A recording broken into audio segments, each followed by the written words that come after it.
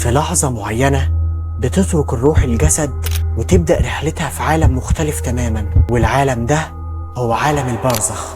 يا ترى ايه اللي بيحصل للروح بعد الموت؟ هل بيكون في شعور بالراحة ولا العذاب بيبدأ فورا؟ كتير من الناس بيترعبوا من اللحظة دي، لحظة العبور لعالم غامض مليان بالأسرار. في الفيديو ده إن شاء الله هنكتشف مع بعض تفاصيل عالم البرزخ، ايه الأحداث اللي بتحصل فيه والتاريخ العجيب اللي ارتبط بيه. استعد معايا عزيزي المشاهد، لأن الرحلة دي هتكون مليانة بالتشويق والإثارة وحاجات لأول مرة هتسمعها عن العالم الغامض ده.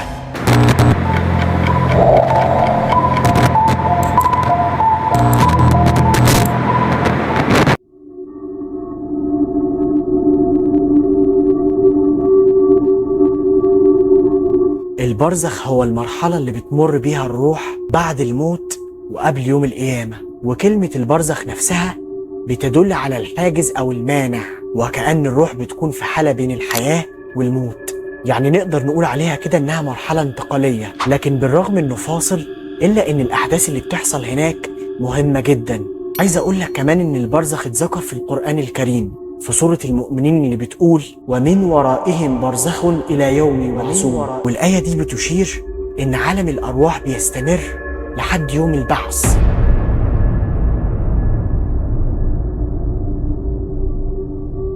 ده بقى باختصار هو السؤال اللي حاولت الأديان والحضارات تجاوب عليه، ولكن عندنا في الدين الإسلامي في تصور واضح ومفصل لعالم البرزخ، وهو إن البرزخ بيعتبر مكان للاختبار، وإنه مش مجرد انتظار وخلاص. الروح فيه بتختبر أولى تجارب الحساب، سواء بقى كانت بالراحة أو بالعذاب.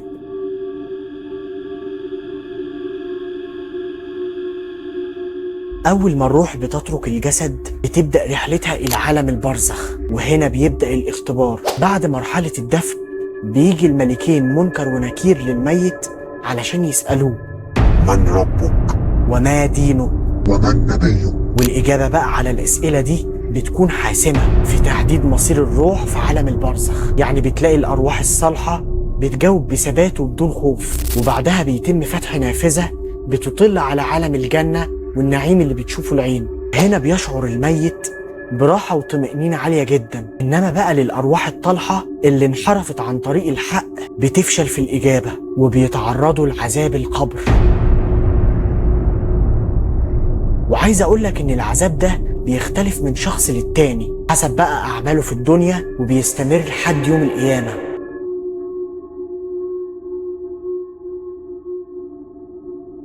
علشان تفهم عزيزي المشاهد إجابة السؤال لازم تبقى فاهم وعارف إن عالم البرزخ مش مجرد مرحلة انتظار ساكنة، لأن الأحاديث الشريفة بتؤكد إن الأرواح في عالم البرزخ بتعيش حياة تانية. يعني عندك مثلا الأرواح الصالحة بتعيش في نعيم، بتشوف مكانها في الجنة المستقبلي. لكن بعض الروايات بتقول إن الأرواح الطيبة بتزور بعضها وبيتبادلوا الحديث في عالم البرزخ، بيتكلموا بقى مع بعض عن ذكرياتهم وحياتهم السابقة في الحياة الدنيا. على الجانب الآخر بقى الأرواح اللي كانت فاسدة في الدنيا بتعيش حالة من العذاب والتوتر المستمر، والأحاديث الشريفة بتوصف العذاب بطريقة مرعبة، وبتشير إن العذاب مرتبط بالأعمال اللي حصلت في الدنيا. وواحدة من الحاجات المشهورة والمعروفة هو عذاب القبر، فيها الأرواح المعذبة بتتعرض لضغط شديد جدا في القبر، لدرجة إن الميت بيشعر إن القبر بينكمش وبيتطبق عليه.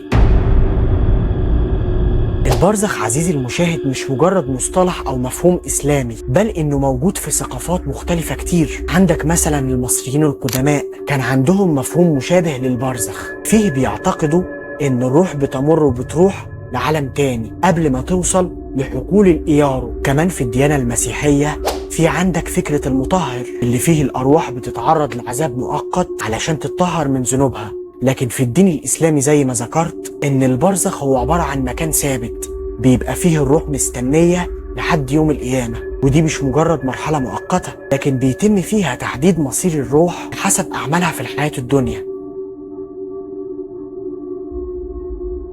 عايز أقول لك حاجة غريبة جدا، العالم مليان بقصص وأحداث بتقول إن في أرواح تواصلت مع الأحياء من خلال عالم البرزخ. بعض الناس بتقول إنهم حلموا بأقاربهم اللي توفوا، بيطلبوا منهم تصحيح أخطاء كانوا ارتكبوها في الماضي، وفي منهم اللي بيطلب الدعاء والمغفرة. كمان في روايات بتقول إن الأرواح الطيبة بتحاول تتواصل مع الأحياء علشان توجههم للطريق الصح.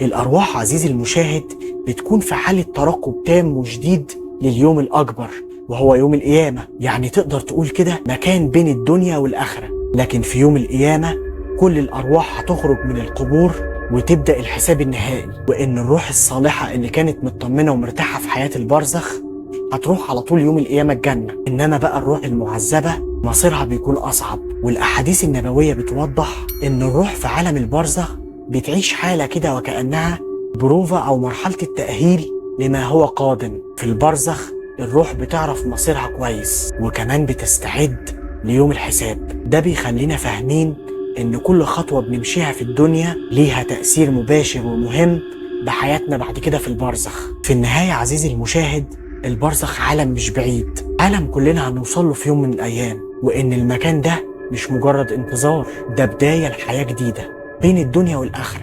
كل عمل بنعمله في الدنيا سواء كان خير أو شر ليه تأثير مباشر علينا في حياة البرزخ. فهل احنا مستعدين ولا لأ؟